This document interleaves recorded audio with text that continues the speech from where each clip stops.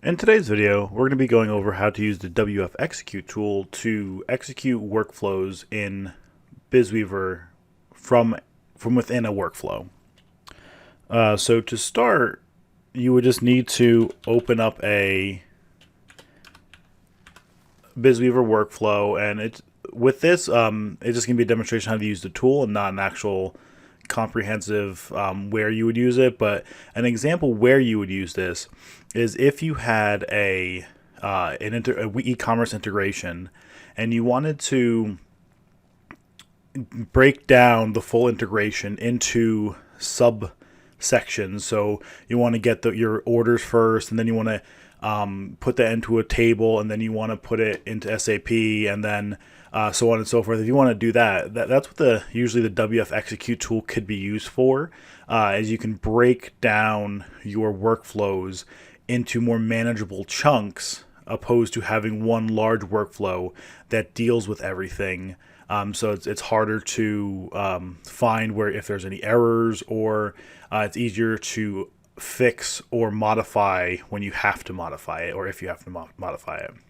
So we're going to get our WF Execute tool, and the first field we're going to fill in is the full path, which to do this is the full path is just the Bizweaver commander, which is stored normally in your C program files Bizweaver folder, and we're going to select our Bizweaver commander, and that's just the task, or that's just the program that will start your Bizweaver workflows. The command to execute a workflow is execute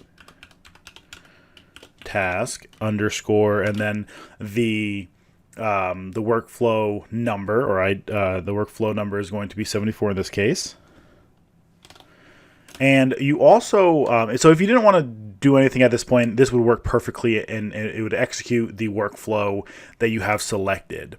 Now, we can also pass variables or arguments through the WF Execute tool as well.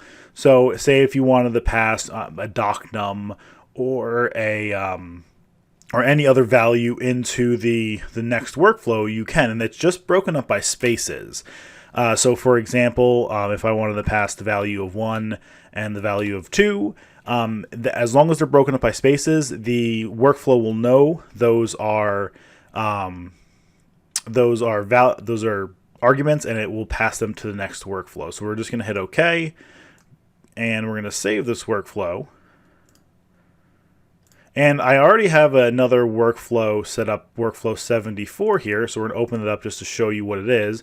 It is just getting those arguments, argument 1 and argument 2, and they have to be listed as argument 1 and argument 2, because that's how Bizweaver knows they're coming from the WF Execute tool. And you can just leave them blank because there's nothing to input there. And just to show you that it actually works, I have a file writer that is just saving on my desktop a demo execute with those two arguments there. So let's go back to our using execute workflow. We are going to run this now,